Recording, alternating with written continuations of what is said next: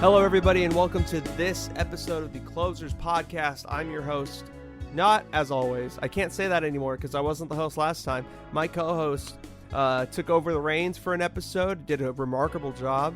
His name is Quinn the Moondog Kalani. You know him very well at this point. How are you doing, man? I'm pretty solid, brother. How are you doing? I'm chilling, dude. Just trying to make the most of this time, this quarantine, trying to, stay the course on the podcast and stuff, trying out some different things. And we have, I think, a pretty different episode in store for the people today. It's not your classic variety pod. We definitely have a topic, but we'll have our little variety segments in there too. But before we jump into that, I just want to quickly say, please follow us on Instagram at The Closers Podcast, on Facebook at Closers Podcast. That's our page. And we also have a YouTube channel. Please subscribe. It helps out the whole show a lot. And also, if you look in the link of our Instagram, in the bio of our Instagram, you see a link to everything there. So if you don't want to go to multiple sites, don't worry. We have a link tree in the bio of Instagram. So go there, check it out. If you haven't checked out Quinn's episode that he did on, I believe it came out on Tuesday, he talks about the fight nights, UFC fight nights, the Los Angeles Rams logo and uniforms, which very, very interesting analysis from a fan of the Rams. There's not many of those. So, and then he also talks about the importance of goals during this pandemic. So I urge you to definitely check those out, as well as our previous episodes. Everything's available on Spotify, Apple Podcasts, Stitcher, Google Pods, and anywhere else you get your podcasts. Okay, so with that all out of the way, now we can jump into the meat and potatoes of this. Me and Quinn were trying to come up with a topic for this episode a week ago, and I tossed out the idea. I've been thinking about people of the decade because the Michael Jordan documentary came out and has been ongoing for the past 5 weeks. Finally, it's over, and it got me thinking, man, there's a strong argument to be made that Michael Jordan ruled the 90s. When you think of the 1990s, you think of Michael Jordan. Well, what about the other decades? Is Michael Jordan that person for everybody? Or are there other people that could hold that title? And even extending that to the 80s, the 70s, the 60s. And so me and Quinn were talking about it, and we decided let's do a pod about it. So here we go. We're going to do our people of the decade. But before we get into that, Quinn, did you watch the Michael Jordan documentary? I did not. What are your thoughts on Michael Jordan? Do you have any thoughts on Michael Jordan? I don't have I'm not very opinionated on either Michael Jordan or the NBA for that matter. Mm-hmm. I appreciate the drive and the obsessiveness that Michael Jordan had to achieve the acclaim that he did. Yeah, I think that's the rarest quality to celebrate, the obsessiveness that he had. Yeah.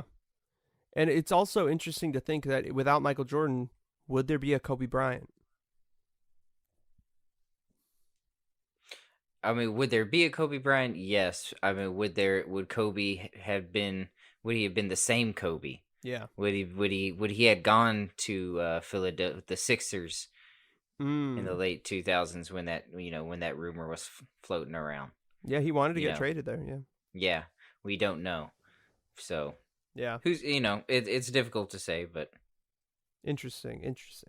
So sticking with the sports thing, I just wanted to get your thoughts real quick because I didn't know if you listened or watched the documentary series, which I definitely recommend everybody to check out. It's going to be on Netflix soon, but I want to talk about your Rams since I touched upon that in the intro and the logo, and I heard your thoughts on it. We've talked about it extensively, but we haven't had a conversation about these Rams uniforms and the logo ever since they've come out. We speculated prior on other episodes, but we haven't talked about the actual things. So for the people that haven't listened to your episode where you talk about them, Could you quickly just say what you think about the Just logo? briefly recap. Yeah. Well, the logo is some sort of millennial trash. I don't know how else to define it. It's just Millennial trash.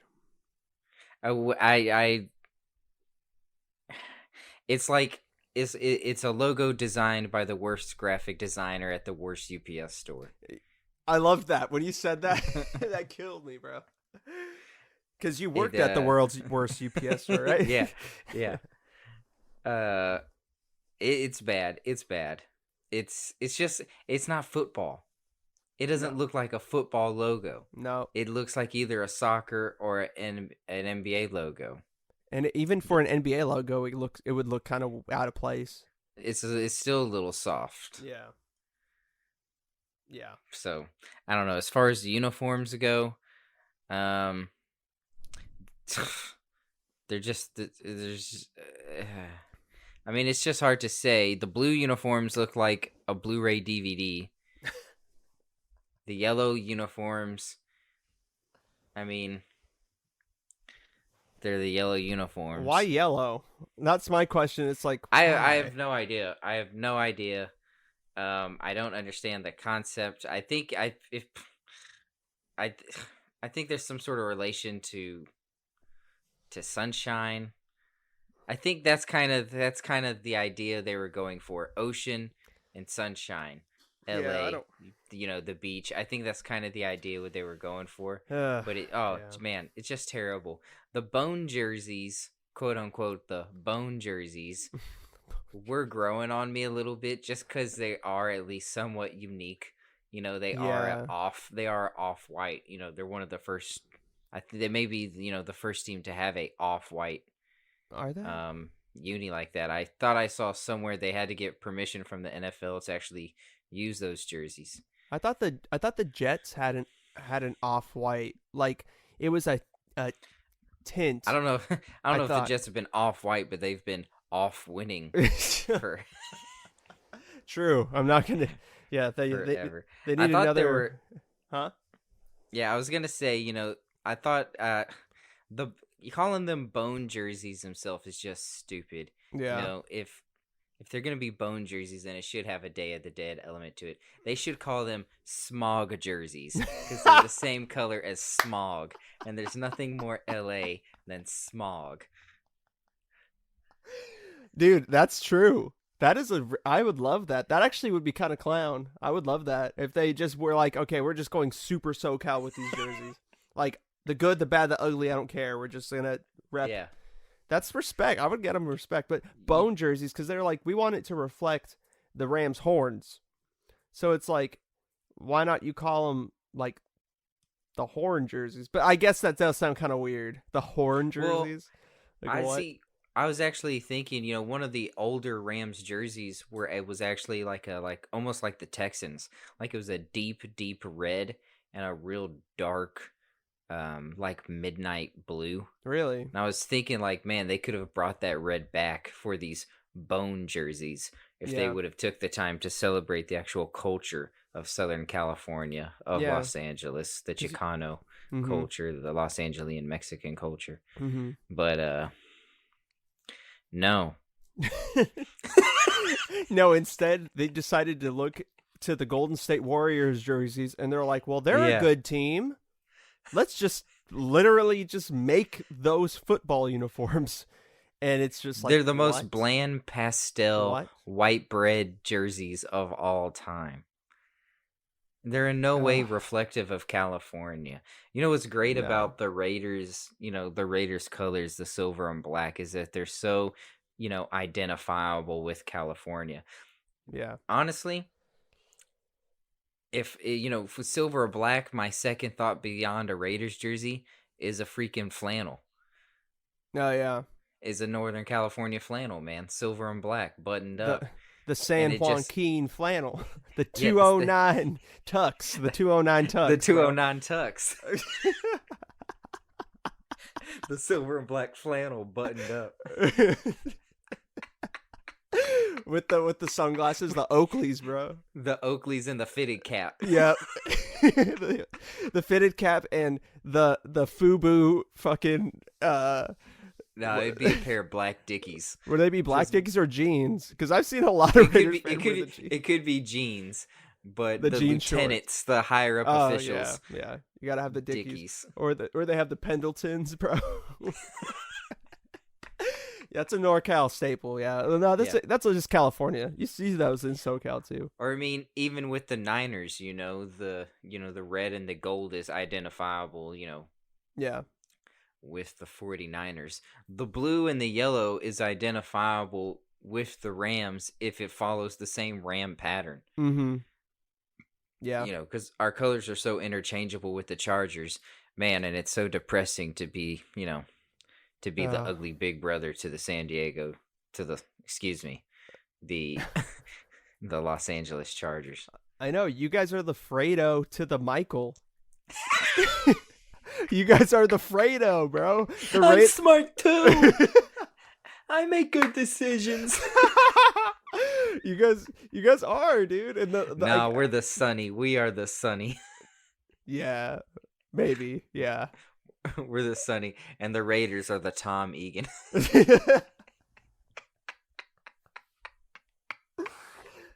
Oh my god. Or who's the dude that comes in who's like, thank you for having me on your daughter's wedding day. Not Luca Brasi? Luca Brasi. The Raiders are the Luca gangster, Brasi. The OG himself. The Raiders are the Luca Brasi. They've seen better days, but they got to go. They just got to go. Inviting me on this day, your daughter's wedding. May it be a beautiful day, and may she bear you many sons. Jesus Christ. Man, we got to do a whole Godfathers podcast at some point. Depends, man. Do you watch The Godfather? How do you watch it? Do you watch it chronologically, timeline wise, or do you watch it release date wise? I have the epic version. So you've watched it chronologically. That's what I've seen, but I wouldn't mind watching it the how they were released. Honestly, if we just watch 1 and 2, I'm happy. Yeah, Godfather 3 is tough. Yeah, I mean, I don't really need to see the third one, but I mean, if we have to, we will. But that's a conversation for off the pod, I guess.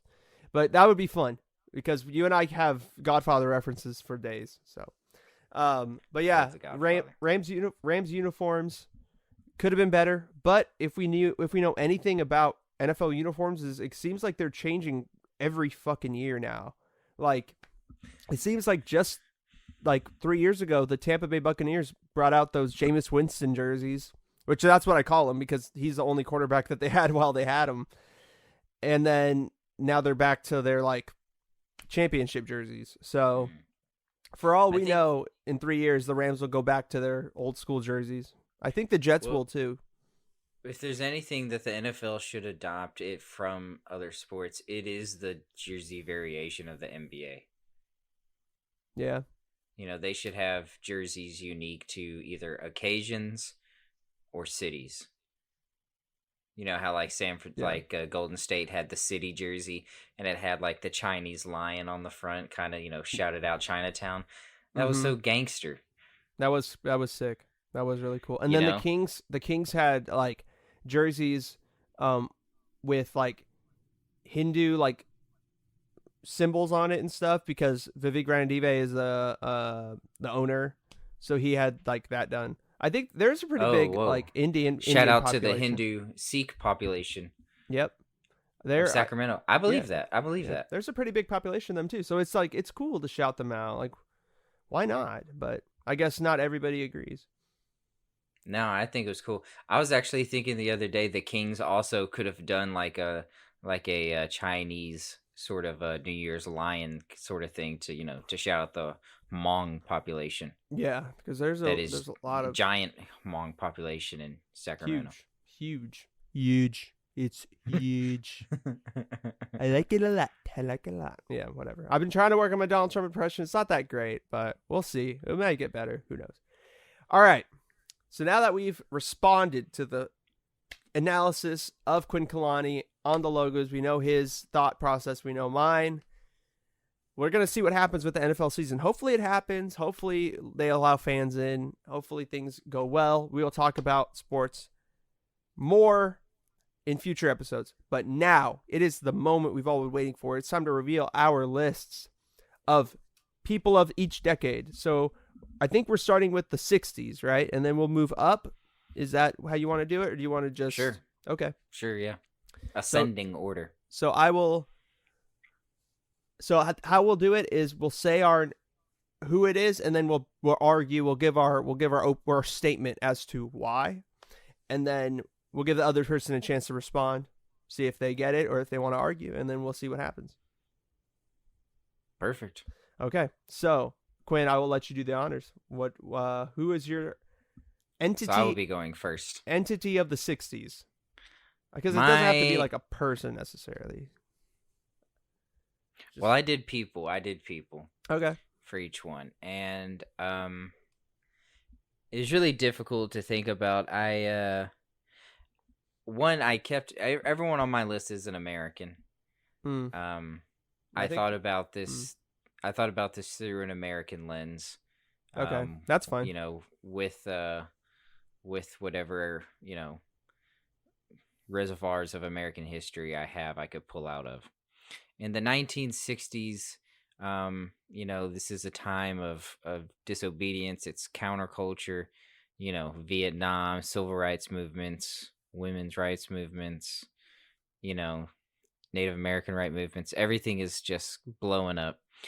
The individual that I chose that represents the 1960s for me has always been a representative of the downtrodden, of the forgotten, of the lower class, and that is the man in black himself, Johnny Cash. Ooh, the NorCal King. NorCal King. In fact, let me just rattle off some of these classic albums that he released in the 60s alone. Okay. 1962, The Sound of Johnny Cash. 1964, I Walk the Line. Ooh, classic. 1964, Bitter Tears. That's another that classic. album featured the classic jam, The Ballad of Ira Hayes. 1968, Live at Folsom Prison. 1969, Live at San Quentin. I mean, these are San Quentin. Yeah, these are all-time classic jams, man. Oh yeah. And Johnny Cash, what he represents, his image, his persona. Yeah. Who he represents. I think he's the perfect symbol for this sort of time. Very interesting pick. I honestly, I don't hate the pick. I think that makes a lot of sense for what he represents and how he was able to speak to literally every section of society.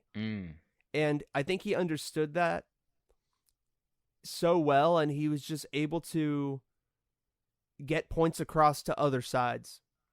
Like how his song, What is Truth, which basically is a song about the civil rights movement and like how like fucked up. Yeah. He played that at Ronald Reagan's dinner. Yeah, he played Not it Ronald Reagan, Richard Nixon's. Nixon's, yeah. And like just how he was able to get people to understand the other side through his music. Because all sides had utmost respect for him, and that is so. I honestly don't know if there's been anybody like that since who literally is universally loved and will have their opinions be accepted in that way and not be just like have things thrown back at them for voicing a certain opinion. Like everybody loved him. Maybe there were some people who were like, "Oh, this guy's a fucking communist," or "This guy's a regressive," or "This guy, he personifies an image of America that is super idealistic and is entrenched in racism," or because he plays just country music in general, which was actually created by African Americans. But anyways, I mean, you could spin it any way, but I just think he was able to speak to almost everybody. Like, it's crazy. No, he was the great translator. Yes, that's amazing. Yeah. Yeah, it seems like anyone from any walk of life could express to Johnny their story, and then he could translate it to someone from a completely different walk of life, and they would get it. And that's such a unique skill. And I don't think I think that came with a cost. Johnny Cash's life, he was not an easy road. No. Not at all. He he carried a significant cross with him everywhere he went, and I think, man, just that kind of that lived pain is so, it's so rare to find in mainstream music nowadays. Yeah. Everything Johnny Cash said comes from such an authentic, pure place. That's why he's in multiple Hall of Fames across multiple genres. Oh yeah. That's why, he starts off with Sun Records and he finishes with Rick motherfucking Rubin.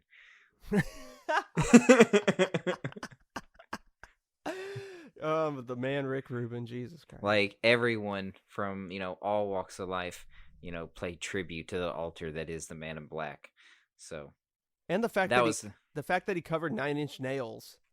Oh, dude, and he in fact took it and made it even better, man. Dude, I that's an argument for another day, but it's definitely different. And it's like both are great. I love the original, but like that Johnny Cash version, and they're completely separate songs. No, they're completely separate, and the fact that that was like his last hit. Yeah. And oh my God. Just the idea that Trent Reznor wrote a song that was Johnny Cash's last, like, real big statement to the world.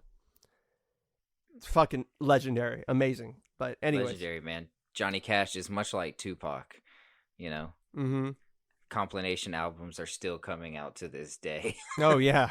And I don't think they'll ever stop. And no, the thing is, with Johnny Cash's music, it's timeless. Completely timeless. Dude, it's so timeless. I in preparation for today, I was re-listening to some classic Johnny Cash songs. I grew up on Johnny Cash music. My grandfather, Pepaw, grew up in Memphis, and he used to remember. He told us a story once of seeing Johnny Cash. Oh, really? Yeah, when he used to play Little League Baseball, he saw Johnny Cash driving a long black Cadillac in the streets of Memphis. What the fuck? And Johnny Cash was just the image of cool, man. Cadillac is my favorite car because Johnny Cash. Yeah. Black is my favorite color on a car because of Johnny Cash. I like black clothing, because Johnny Cash, Me too. I mean, he influenced a lot. I mean, before, I don't know, he just took that image of like that outlaw, like kind of like, he flipped it. Yeah, he flipped it from being like the outlaw that's like, oh, that's bad, to outlaw being like, no, like, yeah, kind of a Robin Hood character. He took the symbolic, the symbolism of the color black from this abysmal, mysterious unknown to being representative of the oppressed, of the downtrodden. And of course, there are other folks that have done that.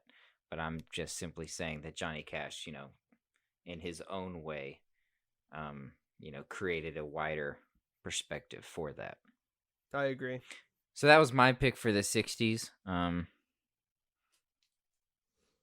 Yeah. I felt it was pretty solid. Okay, so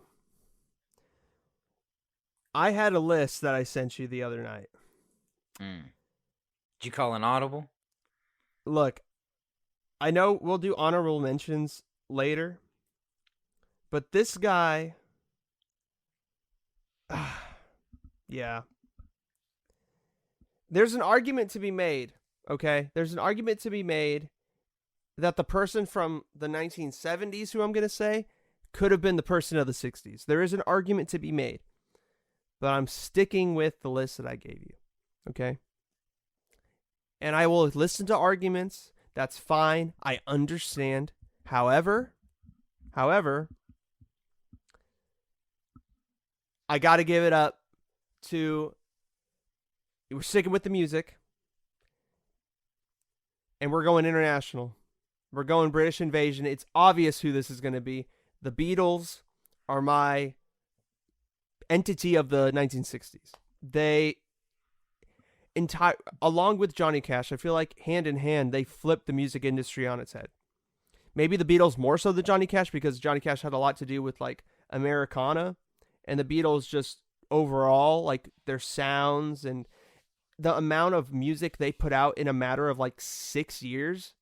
We have a poster in my music room of all these releases that the Beatles put out between 1964 and 1970.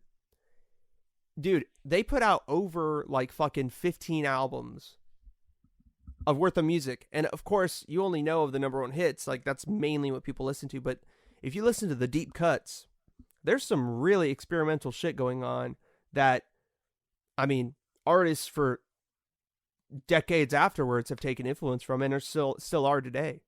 The idea that they are the precursor to, I mean, obviously rock music, but also how they've had an influence in world music.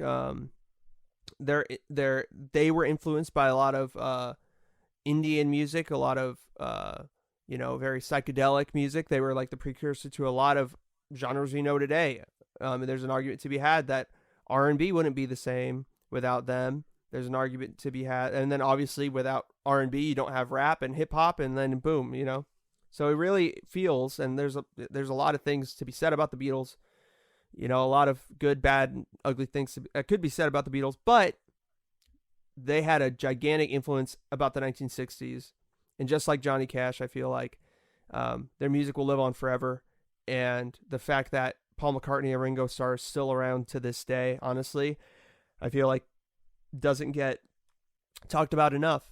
The fact that they're still here, 2 members from the biggest, and I don't think it's even an argument, just the biggest rock band of all time. Like, fuck. Like, that's, like, they're still here. That's pretty epic. And I hope I ever get a chance to at least see one of them in person before they pass on. But yeah, I will open the floor. Quinn, what do you think? Well, at full disclosure, I am a complete and utter Beatles novice. So but I can't dispute their cultural and historical impact and significance. So I can't push back on anything that you said. All I can really say is that, I was never really into the Beatles. Yeah. It was never really my vibe.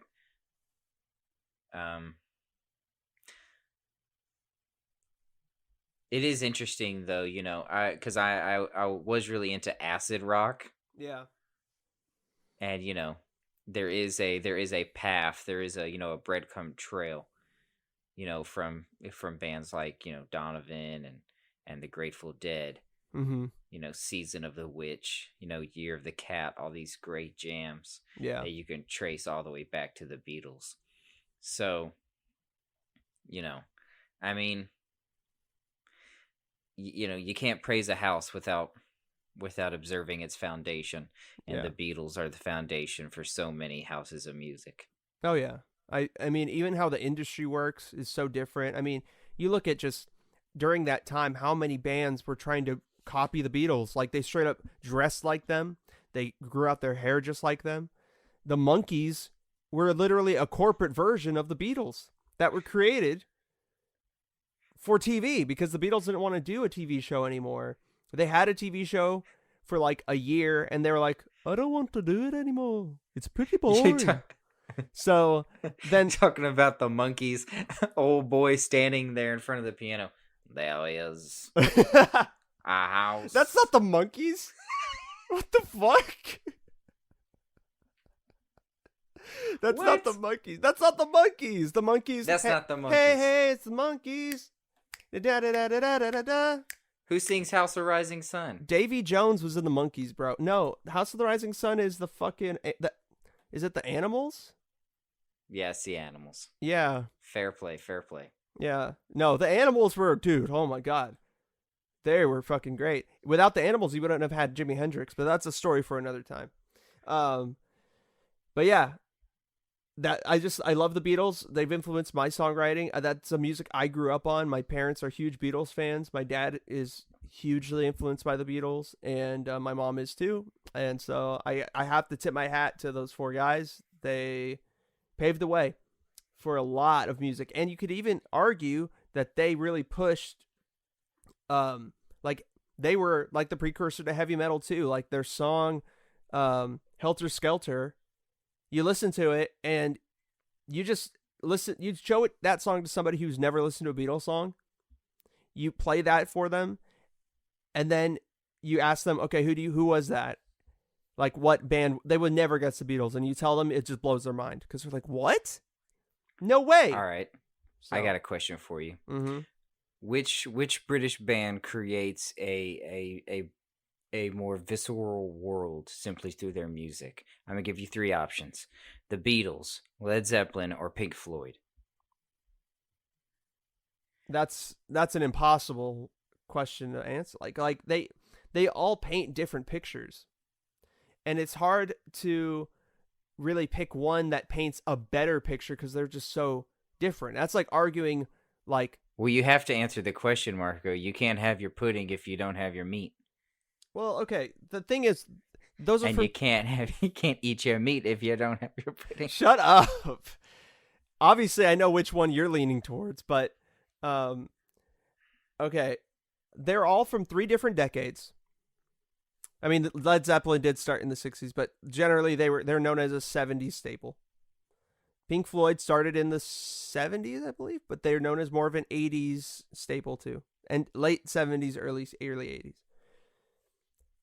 I honestly would say that Pink Floyd's approach to just albums in general changed the way that people like consume albums and stuff. Like they did a lot of concept work and things like that I'm not going to say never was done before them, but wasn't as done as good. So they really changed the game in that respect. So for that, when you talk about world building and creating a cohesive story across an album, I feel like the Pink Floyd definitely does that. However, I would argue that the Beatles paint amazing pictures within the songs themselves. And then Led Zeppelin's kind of in between. They do both, but I wouldn't say they do it like as good as, either the Pink Floyd or the Beatles. But that's just my opinion. Better animated movie, Yellow Submarine or The Wall? Dude, Yellow Submarine is the biggest trip of all time. That movie is oh my god. I can't believe I watched that movie on repeat when I was a baby. Maybe that explains why I am how I am now. But yeah, I watched that movie a lot. But anyways, going on with the list, that's my 1960s pick. Why don't you segue into the 70s? The 70s. Now, this is the person... Okay, this person, like I said, easily could be Mr. 1960s. However, I went with the Beatles, and this person had a lot to do with the 70s as well. Maybe wasn't exactly their prime, but they had a lot to do with the culture of the time and a lot of other things. None other than, I'll say it, I don't give a shit, the greatest boxer of all time, Muhammad Ali. 1970s. Mr. 1970s. And I think it makes a lot of sense. In the 70s, he had the Thrilla in Manila. Let me see.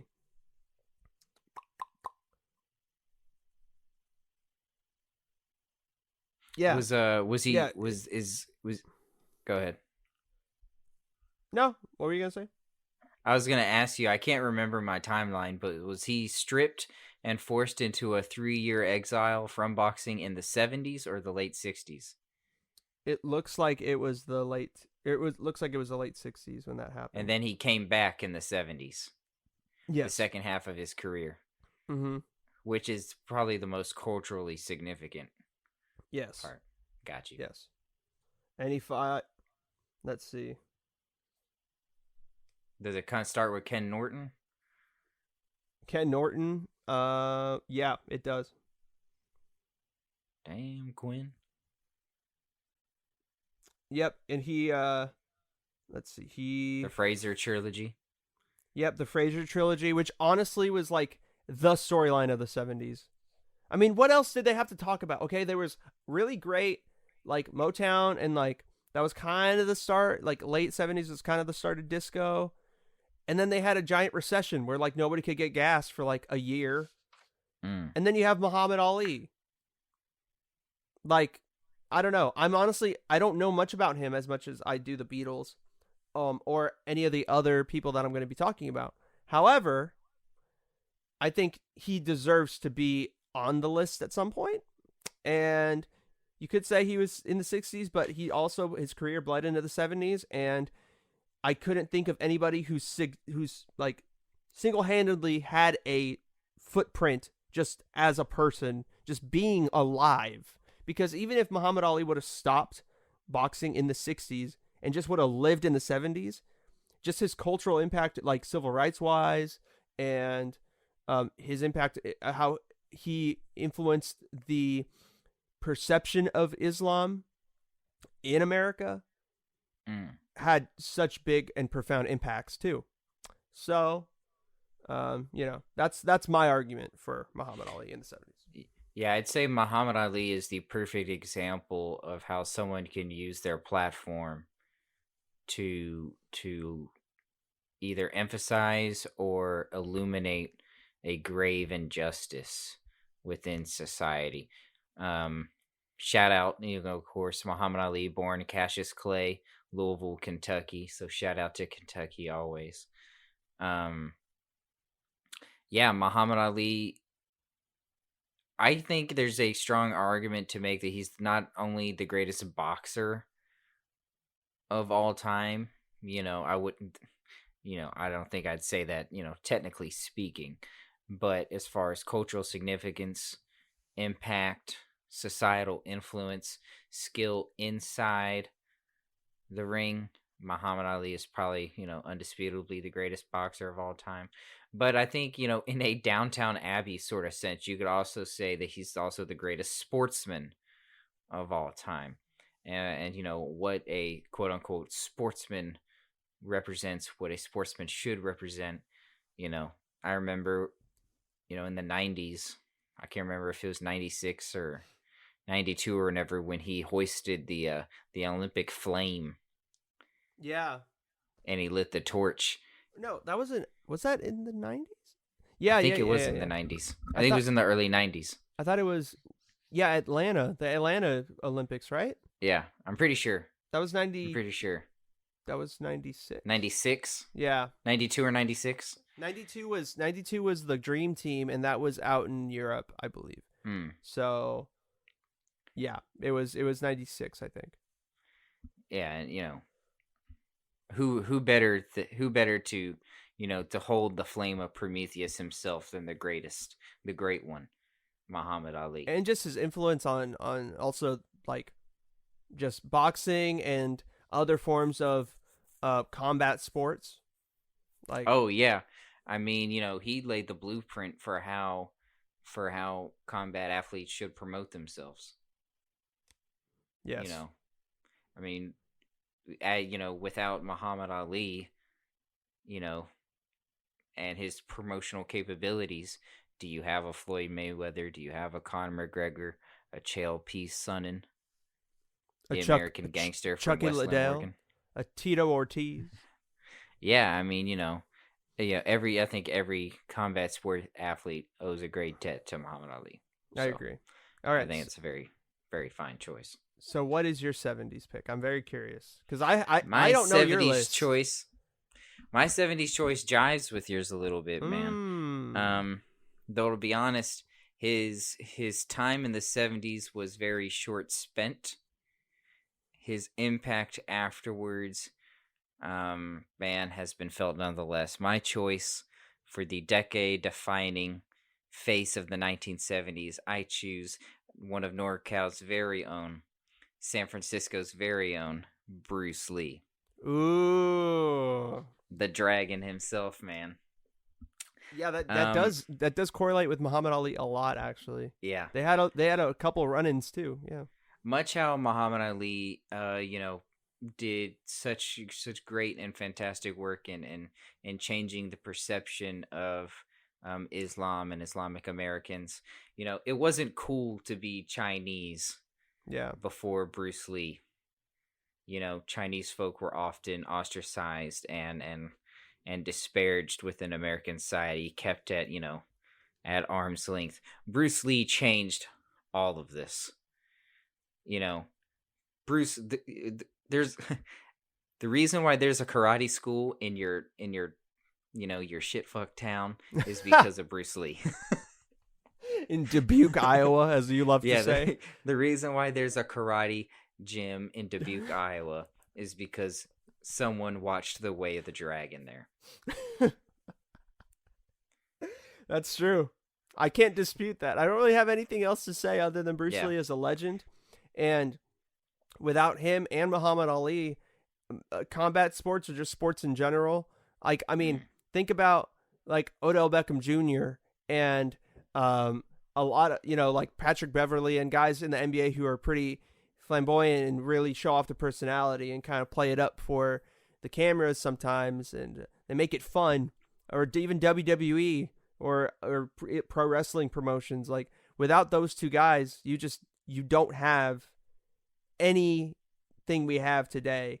And that's what's interesting about the first four picks, Johnny Cash, the Beatles, Muhammad Ali, and Bruce Lee, that I've seen, is that they're foundational pieces culturally that you cannot, like, they're just like I said, they're the foundation of our culture. Yeah. Modernly speaking. They're game changers. Mm-hmm, exactly. We've chosen nothing but game changers. What Bruce Lee did for cinema alone, action cinema completely changed with Bruce Lee. Hong Kong cinema, gained international acclaim. Yeah. On the back of Bruce Lee. Mm-hmm. Exactly. And speaking from beyond a cinematic perspective, from a philosophical perspective, everyone who watches the show knows I'm a giant mixed martial arts fan. Yes. Now, there is a reason why Bruce Lee is included in the UFC Hall of Fame. And that's because his central philosophy of Jeet Kune Do, the way of the intercepting fists, the style of no styles, is the core philosophy of MMA. Yeah. Exactly. So, there was no way I could look past that and not give props to the sensei, the San Fran sensei himself. The NorCal Dragon, the legend Bruce Lee. It's true. Yeah, NorCal. See, we're going nothing but NorCal, even though Johnny Cash technically, not, but he had a lot of ties up here.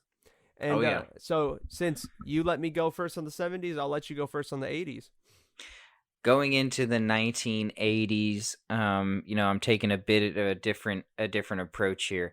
I'm picking someone who I revere as a deity, almost. I almost deify this person. Another Californian.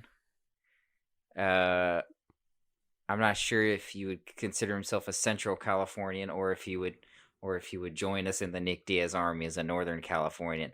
I am picking of the 1980s, the writer of these films: Raiders of the Lost Ark, Temple of Doom, The Last Crusade, Empire Strikes Back, Return of the Jedi. I am picking the man himself, the king of Skywalker Ranch. I'm picking George Lucas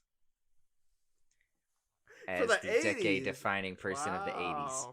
Man, you're talking about two massive franchise, both Star Wars and Indiana Jones, who are both, those franchise for me personally are so massive.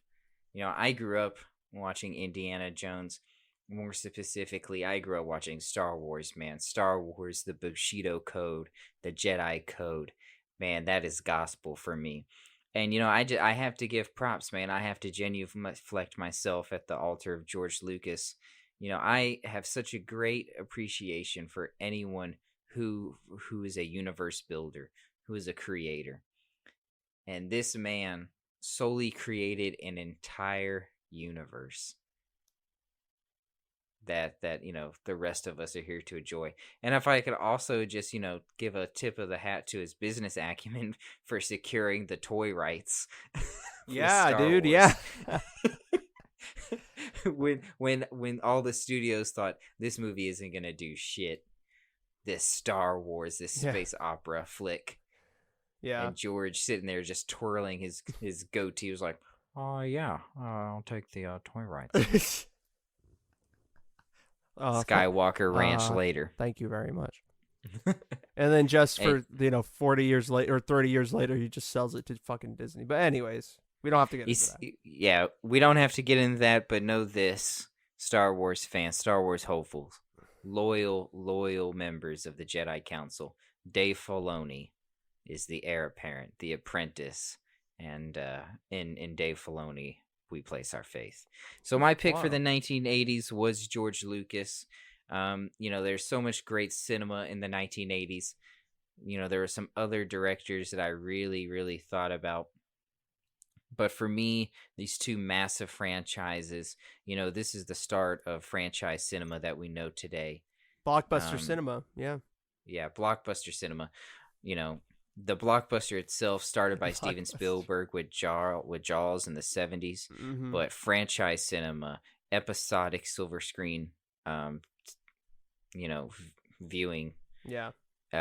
George Lucas is at the foundation of that. Another foundational piece in our culture. George Lucas is the fucking man. All hail George Lucas. Wow. Big words. But I cannot... Although I do disagree, for him being decade defining, I don't hate the pick. Makes sense. Very compelling argument. And like you said, Star Wars has had a huge impact on my life. And like following the trend, changed the game of cinema when Star Wars came out. Literally, I took a film class a couple years ago. I don't know. It's maybe been 3 years at this point. But the professor literally was like, we're going to study film up to Star Wars.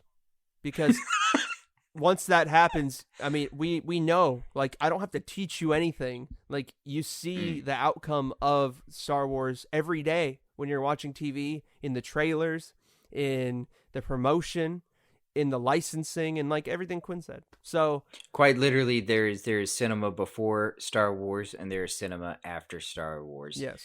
And by virtue, there's life before Star Wars and there's life after Star Wars. Yep. I would almost love to just like go back before A New Hope drops and just experience what life is in a world without Star Wars. I can't imagine, but I'd imagine it just being hopeless and destitute. And, this is probably Vietnam. People are being oppressed. All this craziness is going on because there's no hope in their lives. What Star Wars gives us is hope. A new hope.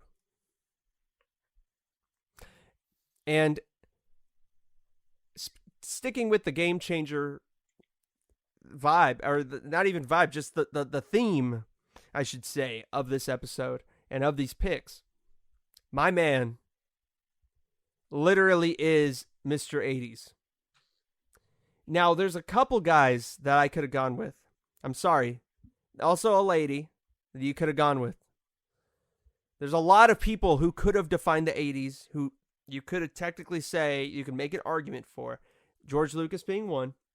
A lot of things happened in the 80s.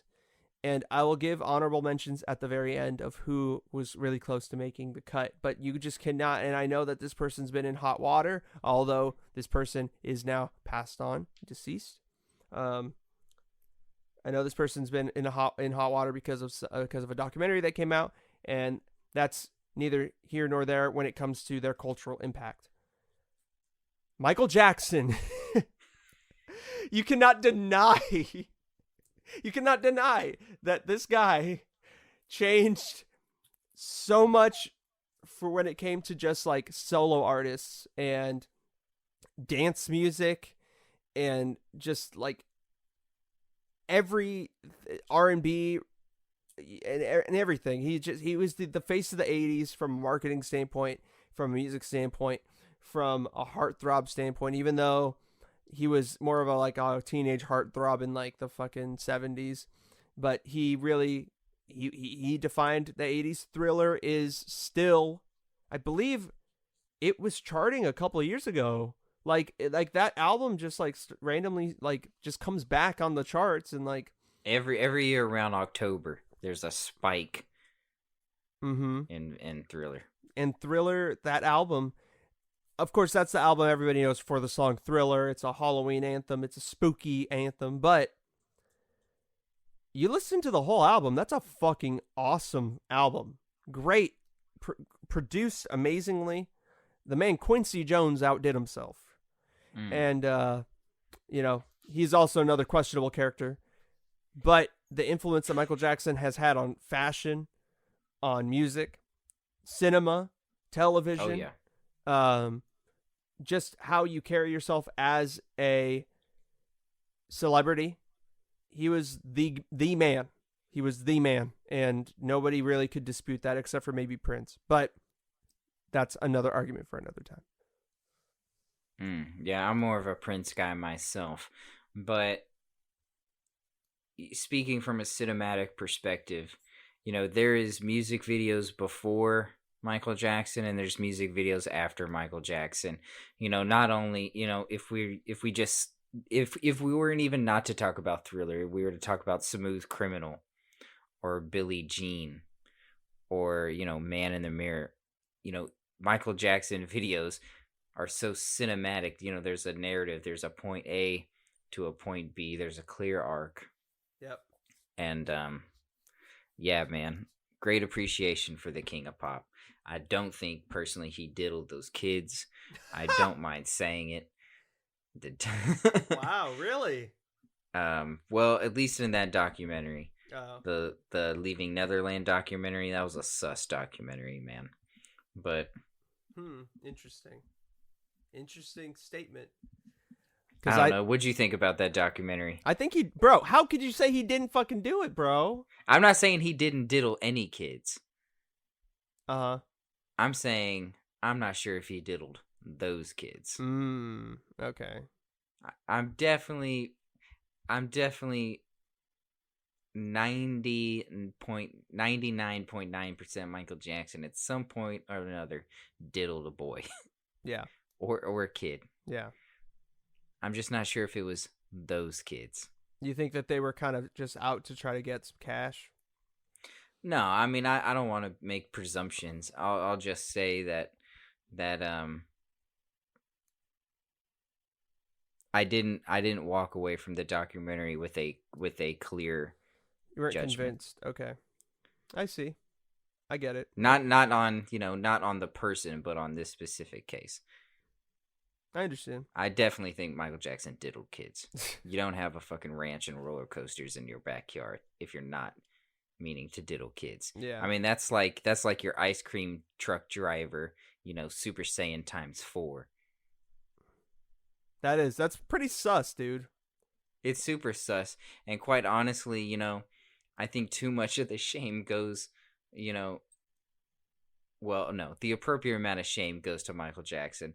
Not enough shame goes to the parents of these children who let their children sleep over at a grown man's house. Yeah. But that's just how much influence he had over that decade, where it's like it's Michael Jackson. Like, it's Michael Jackson. That proves the point. It proves the point. It proves your point. It's crazy, man.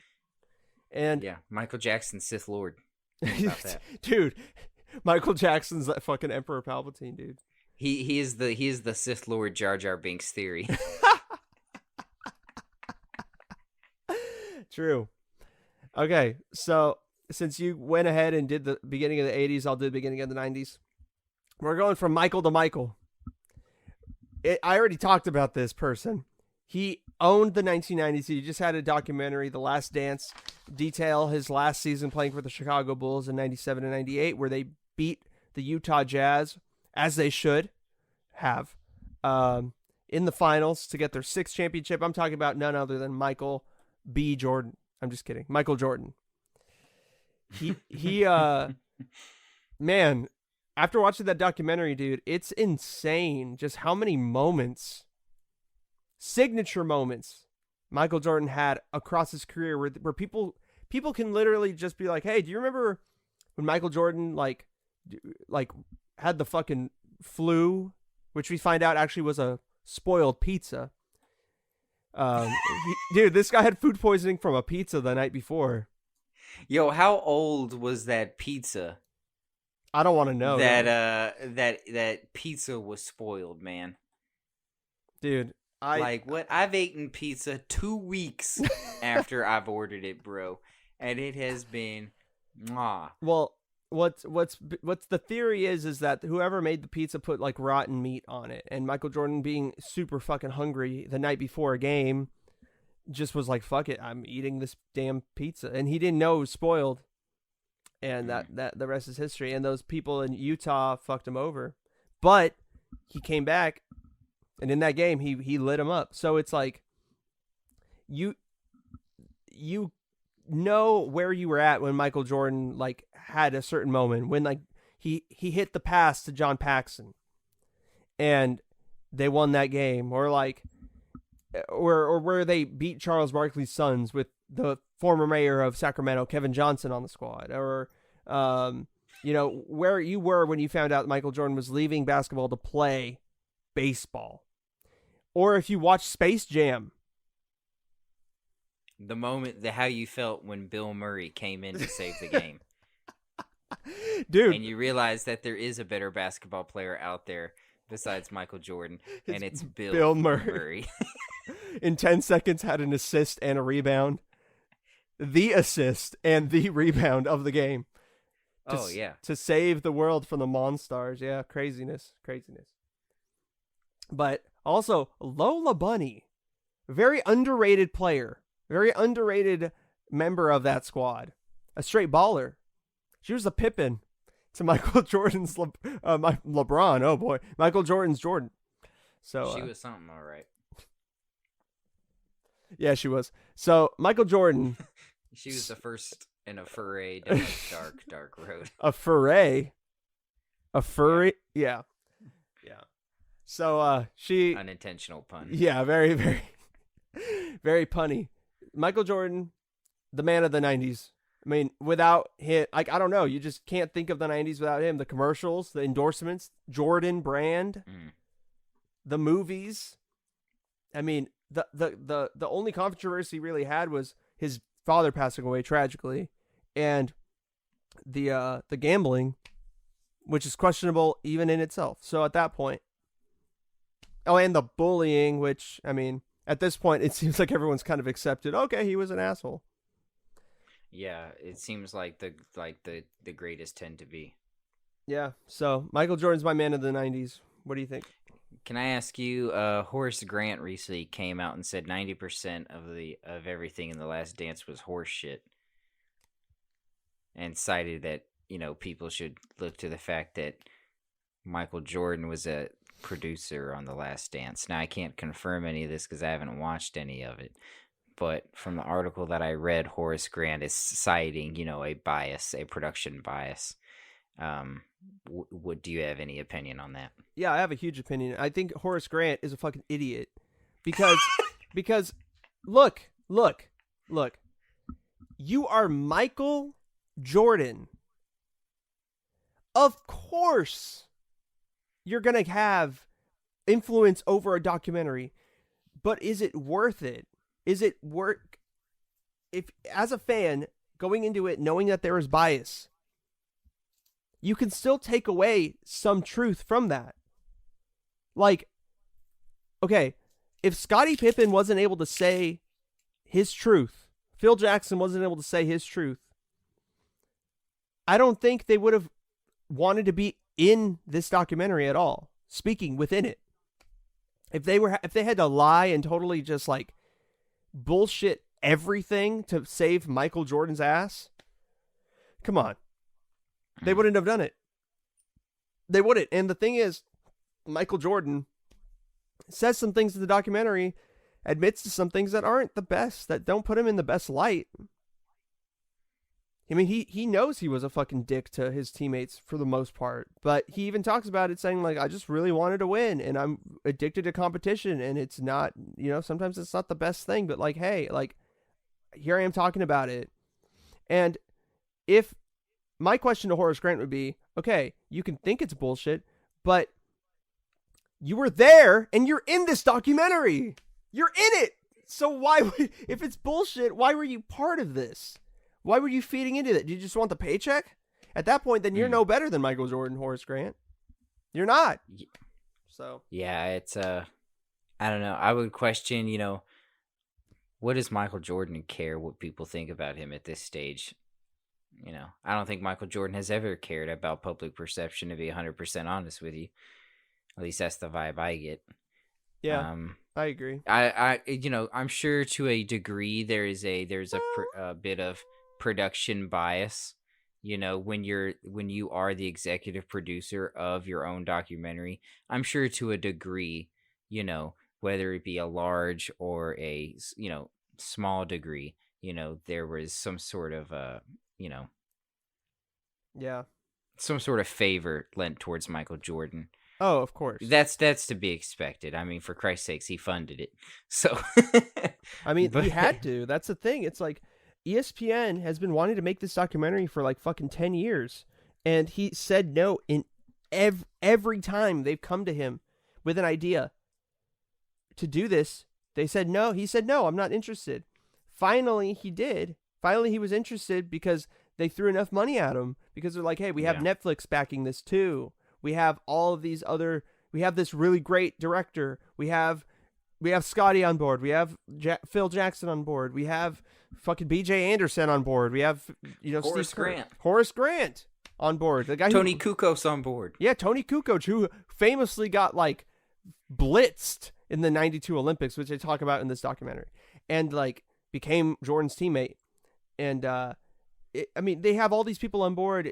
Finally, he does it. I mean, you got to give the guy something. If you want an honest, 100% honest documentary, I mean, you're not going to get it. You'll never get it. I mean, that doesn't exist. The closest thing you get is like an OJ type of documentary, and the fool killed somebody, multiple people. That's why you can make that honest of a documentary on OJ. You can't do that on Michael Jordan. What the fuck did he do? He didn't do anything wrong. No, I mean, and I've made this point in some discussions in some of my classes. Film, cinema itself, whether it be documentary, fiction, or nonfiction, there is no, you can't force objectivity on an inherently subjective art form. Yeah, exactly. I agree. It's 100% the truth. But in any case, that is my man or person of the 90s, Michael Jordan. What about you, Quinn? I'm curious to see who you got. For the 90s, now this one I had to boil down. The 90s are such a unique time, economically, fairly stable. Yet there's Waco. There's the Oklahoma City bombings.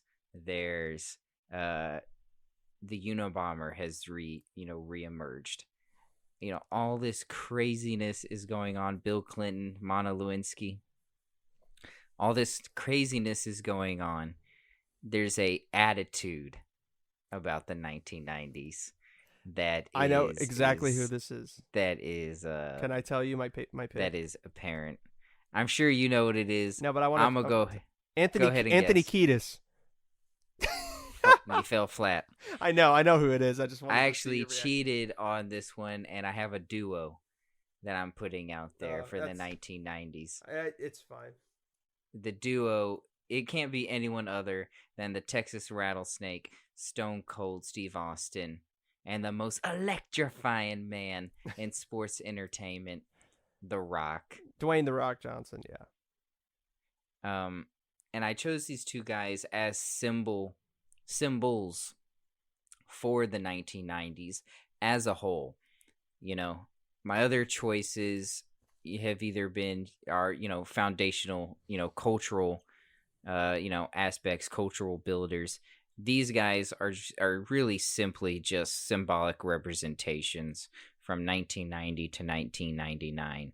You know, in the 90s, there's this veil of everything's okay, and then underneath there's just this griminess. Yeah. This sort of grunginess. Yeah, Wink, grunginess. Wink. Yeah. There's a it's like a bacterial infection underneath the skin that, you know, that we don't really reap the ill-suited benefits of till the 2000s. Mm-hmm. But for the 1990s, Stone Cold, The Rock, you know, the Nation of Domination, anti-authoritarian, capitalism, you know, when The Rock decided to become Hollywood, when he finally became a heel, you know, and he was wearing silk shirts and aviators, telling people, you know your role, SmackDown Boulevard, you know. Yeah. And the dichotomy, the clash, the juxtaposition between Stone Cold Steve Austin and The Rock, which is essentially, you know, a classist battle. Yep. You know, it is the individualistic freedoms, the anti-authoritarian freedoms of Stone Cold Steve Austin versus the capitalistic, the us mentality, the flamboyant, the showman, the showman, you know, the entertainment driven corporate product of the Rock. Yeah. Constantly battling each other. I can't argue against it, dude. I mean, it makes a lot of sense. They're two icons of the 90s, and like you said, their relationship with each other and against each other definitely highlights the cracks that were showing within the culture of the 1990s. And it's interesting to think that the 80s were this time revered by so many people. And then, you know, you think the 80s Reaganism and all this shit, and like the economy's doing pretty good. But then the cracks start to show, and the cracks are the 90s, right? That's when things start to, and then the 2000s, which we'll get into, it's just like the cracks, these aren't cracks anymore. Like, this is like the San Andreas fault at this point. If you're thinking it's a fucking crack, this ain't a crack. This is a fucking fault. And then now, the 2010s, it's when it's a straight seismic shift. We now have different continents. You know, we're in a different world now. And we'll get to that Pompeii later. by Avenici. Yeah. But yeah, that's a very good pick. I honestly cannot argue against it. I really like both those guys. I was just listening to The Undertaker on the Bill Simmons podcast today, discussing the Attitude Era and like his career and stuff. First interview I've heard where he speaks super candidly. Really interesting. I recommend it for anybody who wants to check it out.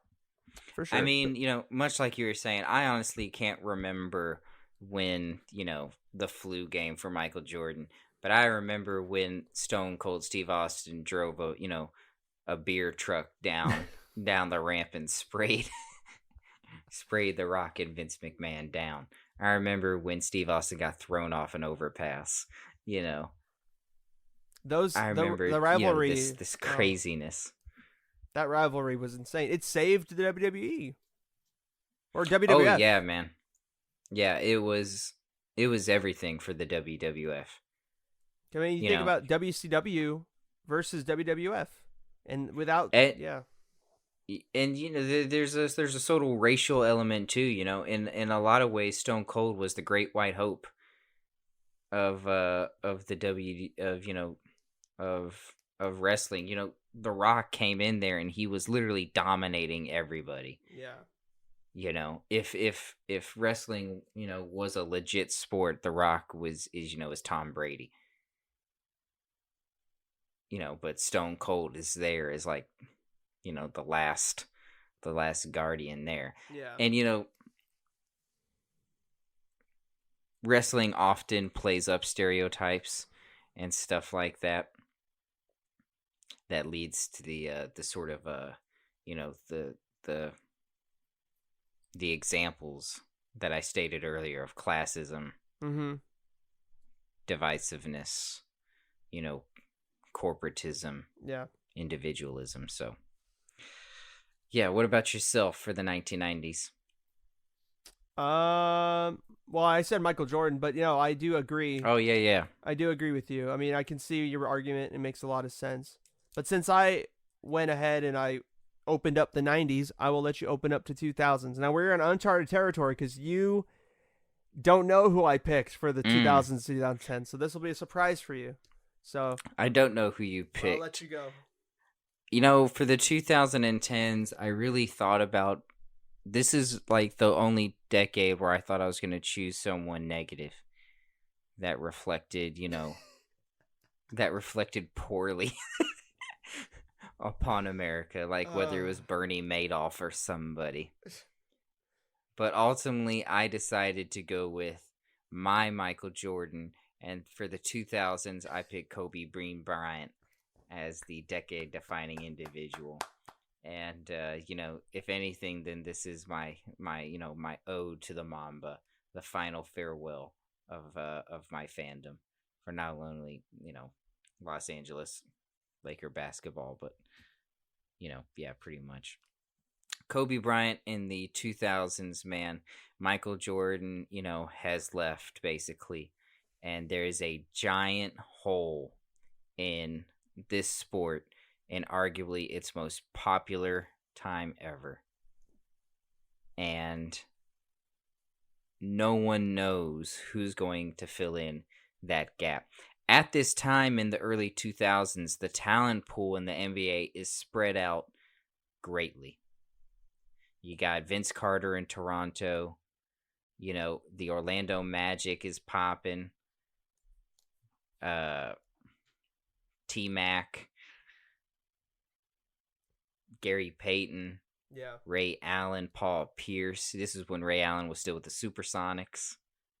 Oh, yeah. The Jesus Shuttleworth days. Kobe Bryant not only filled in that gap, he filled it in and then took all the air out of it so no one else could fill it in. But what about LeBron? I'm not even gonna entertain that. 5 championships, 2000 to 2002, 2009 to 2010. I think, Kobe shares many of the traits that Michael Jordan does, and I don't doubt that within 3 years there'll be a Last Dance 2 featuring Kobe Bryant. But I think the thing that separates Kobe from Michael is his accessibility to the average person. I never felt like there was an air of condescension around Kobe Bryant. I never felt like that I was never invited to anything because of Kobe Bryant. I felt uplifted by Kobe. I don't know, I just found out about this, cold pizza gate that Michael Jordan went through. But what I can tell you is that Kobe Bryant played through, and I'm kind of cheating here, because Kobe played through the majority of the 2010s too. But the sort of wear and tear, the sort of injuries that Kobe played through, the sort of judicial crises that Kobe Bryant played through, and I'm not going to take a side on that. That's a topic for a different day. Yeah.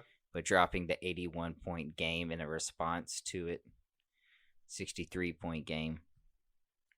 His drive and his motivation, his hard work, his commitment to excellence.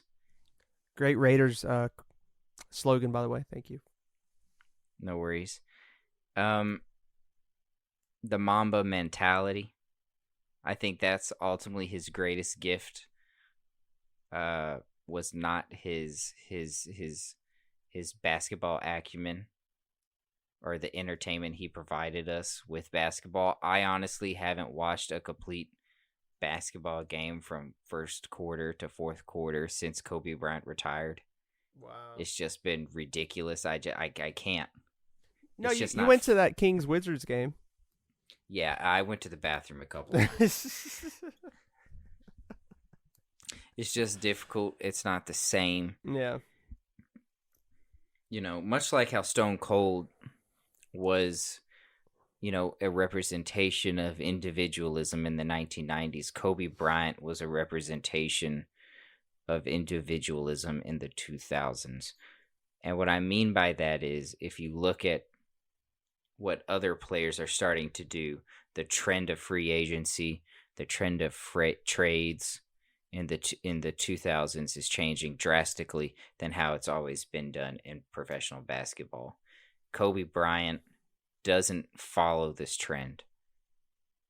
It's true. Kobe Bryant is the last homegrown franchise player that I think we'll ever see in professional basketball.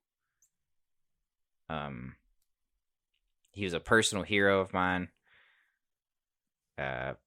My days are certainly less brighter now that he's gone. A true Renaissance man. Mm-hmm. His cultural impact, the Mamba mentality, far exceeded past basketball.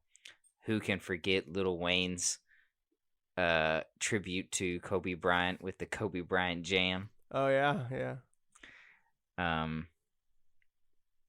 Man, I don't think, it's like in Game of Thrones when one of the Knightsmen passed. I feel much of the same way. We shall never see his like again. Yeah. So it was a bit of a cheat for me here, but in the 2000s, when I think about my own life, I can remember clear moments of Kobe Bryant excelling, balling out, Yeah. Much like how when you're playing pickup football with your friends and you snag a ball on someone and you Randy Mossed them. You don't say you Randy Mossed, you say you Mossed them. Yeah. If you were Kobe on the court, or if you Kobe'd someone, when your name becomes synonymous with a standard, yeah, and that's hard to be ignored. That is very true, and I cannot disagree with anything you're saying here. I hate that we're basically agreeing to disagree about stuff. But I mean you're not picking anybody that's just random. It's not it's not like you're picking people that are not deserving. So it's difficult for me to argue against anything you're saying, especially when it's a personal thing, like Kobe Bryant. I know he meant a lot to you, and it's so tragic that he passed away earlier this year. But sticking with somebody who's synonymous with winning and definitely finding second life in his career, because for a time it seemed like this person kind of had their best days in the 2000s, and in the past decade, the 2010s, it's very easy to also argue that this person maybe defined this decade too. However, I'm choosing somebody different for the 2010s. I'm not going to double up because I feel like that's just cheap. But this person definitely, I feel like, defined the 2000s, in my opinion. This was a very close race for me. And I'll tell you who was the runner-up later. But just for the sake of time, I'm just going to go into it. Tom Brady. Oh, my God. I'm sorry. I hate it.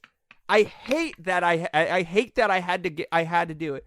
Starting with the Tuck Rule game against my Oakland Raiders, and they were the Oakland Raiders at the time, so it makes sense. Ever since that fateful game, ever since that fateful snowy evening in fucking Foxborough, Massachusetts, Tom Brady did nothing but just ascend and descend and ascend. Now I could have easily been Tom Brady and Bill Belichick. I could have done that, but I really think Tom Brady was more of the cultural face of the 2000s than Bill Belichick was. And I mean, you look at just how his story, first of all, much like Kobe's, is very inspirational. But Tom Brady was a 6th-round pick in, I believe, the 2000 NFL draft or the 2001 NFL draft. No, 2000, I think. 2000. Yeah, because Yeah, they beat the Rams in the 2001 Super Bowl. Yeah. So the 2000 draft, he was a 6th-round pick, chubby quarterback coming out of Michigan. Nobody gave him a second look at all. And then gets a shot when Drew Bledsoe gets hurt. And they throw him in, and the rest is history. And Drew Bledsoe's name goes in the annals of history because that's basically where his career went. The annals of history. His name has been dragged through the shit, bro. Yeah, that sucks because he was a pretty decent quarterback too before then. But alas, we live in a world where Tom Brady ascended, and he won against the Rams, against the Panthers, and against who? Eagles, Philadelphia, and the Philadelphia Eagles. Could have beaten twice against the Rams. Twice? Yeah, twice in 2001. And then 2000. Last year. Yeah, last year. Okay. And then Atlanta. Yeah, and then Atlanta. And he could have had 8 championships if they would have just beaten the damn Giants. But Eli Manning apparently is the answer. But regardless, he won 3 championships in the 2000s and could have and arguably should have more. Was always in the playoffs. Married Giselle. I mean, come on. So they, he was always in the tabloids, always talked about Tom Brady. You hear him everywhere. Everyone knows the man's name. I feel like with football really becoming more popular in the 2000s with the rise of fantasy and all these things, his name just got even bigger.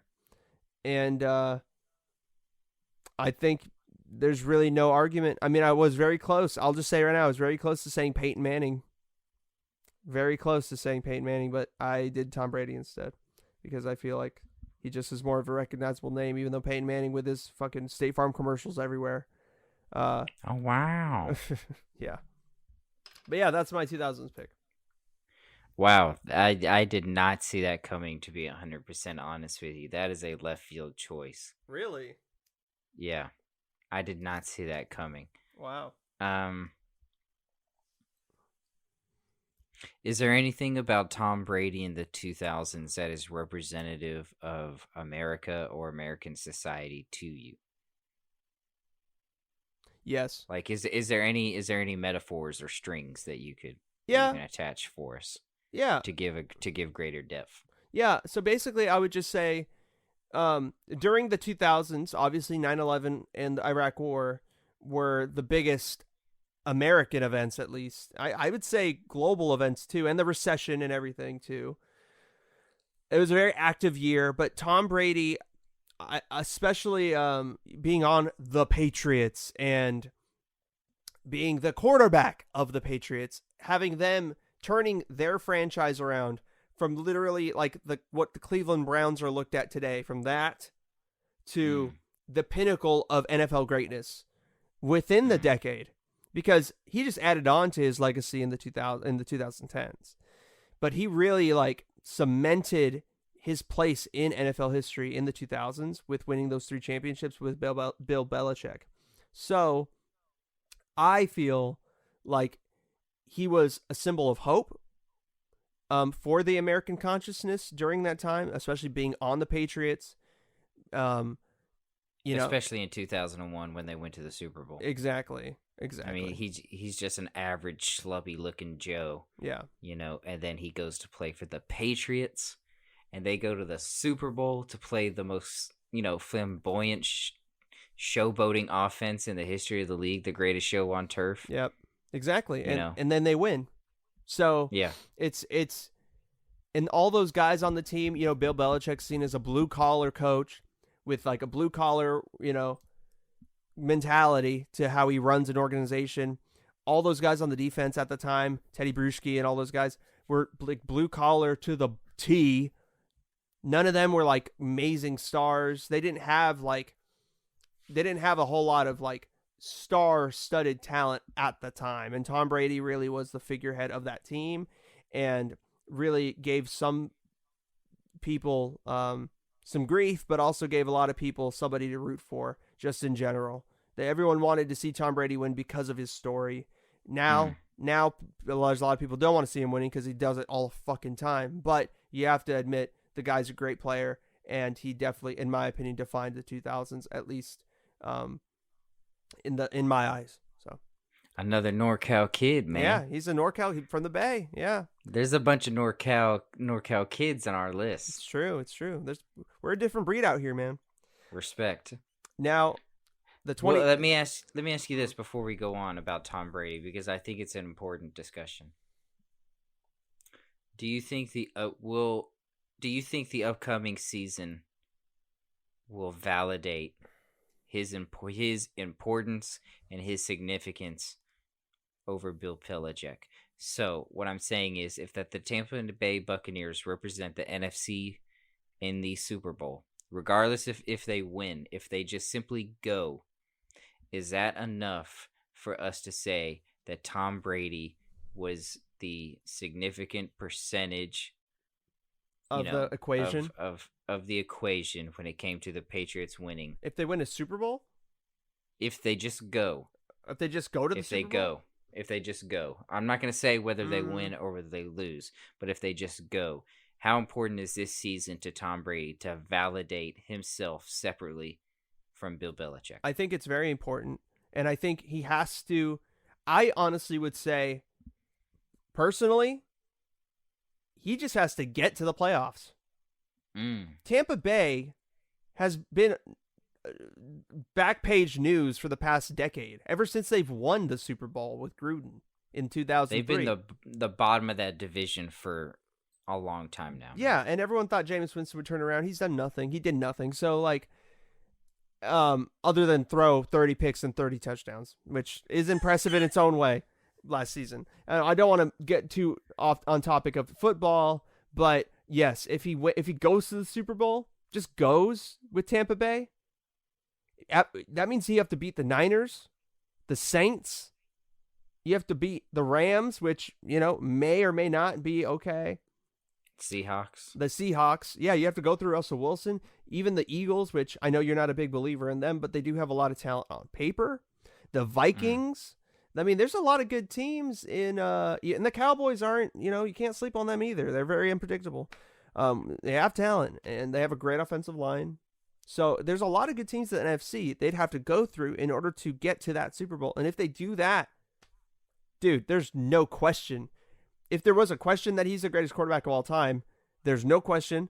And then there's no question that he was the important piece, especially if the Patriots with Jared Stidham do nothing, which I think he's going to be okay, but that's another conversation for another time.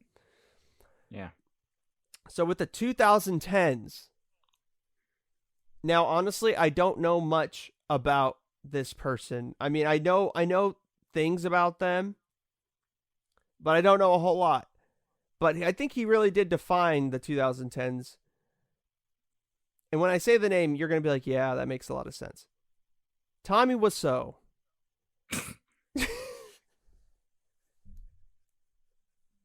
That makes no sense. I'm just kidding. I'm kidding. It's not him.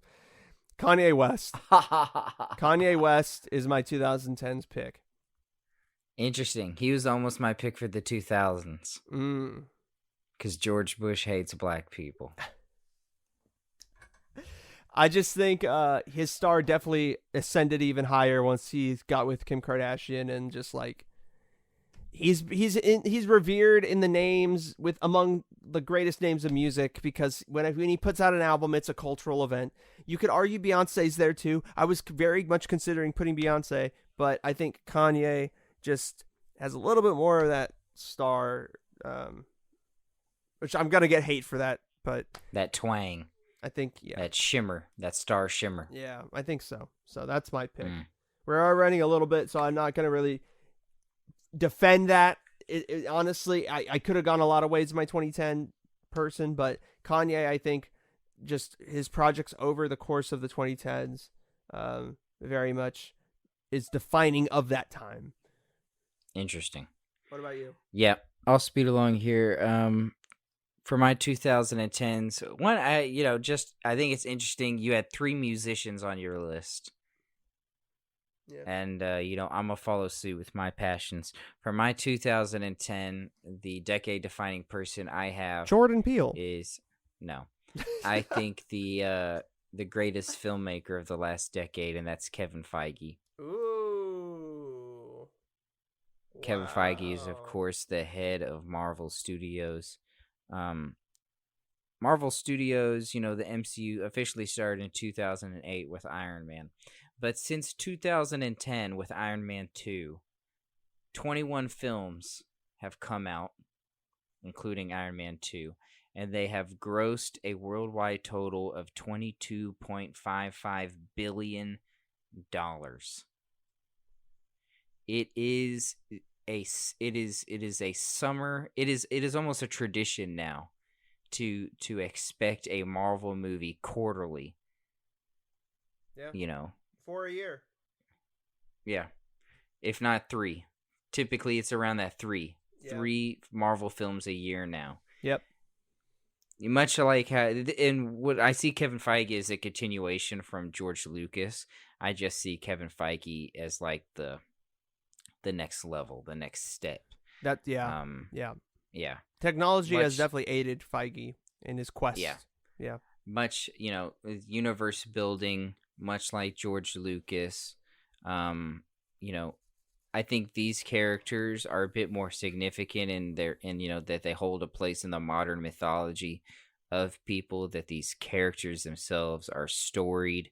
They have the benefit of half a century of stories. But in what I think is the most profitable entertainment medium, which is cinema, in my opinion, you cannot ignore the contributions and the value of the MCU. And we should consider going forward in an attempt to save the theatrical cinematic experience. We will lean heavily, more so than ever, on Kevin Feige and on these films to ensure the continuation of the theatrical experience. It makes a lot of sense. I like the pick. I can't argue against it. I mean, they had so much influence over the 2010s. They are, I mean, you can't talk about, I mean, the Avengers finished in 2019, for fuck's sake. Like, come on. It is the decade. I mean, I came real close to choosing Robert Downey Jr. Yeah. As more of a avatar for Kevin Feige, but I think, just choosing Kevin Feige outright, acknowledging him as the chief creative filmmaker behind these projects, the chief creative driving force. Yeah. I think it's only, right to give him his proper due. It makes sense. I agree. I mean, I can see it. Honestly, I wish I would have picked that. I would have picked him. Because Kanye, I mean, like with Tom Brady, too, you could argue for both decades, but Kevin Feige is definitely a solid choice. I definitely agree with that. So, do you agree with us? That is my question, folks. Thank you for bearing with us, listening to this episode with us. If you're listening this far, thank you. Please let us know if you agree, disagree, what your thoughts are. At The Closers Podcast on Instagram, at Closers Podcast on Facebook. We have a YouTube channel. If you're looking at my face right now, you're on it. So go ahead and subscribe and hit the bell down below. Helps us out quite a bit. You're going to be hearing this on Friday the 22nd of May. We're already halfway through the month. Can't believe it. Time is fucking flying. But we will be back with you on Monday. Very quick turnaround time with a very special guest. We're going to have a guest on.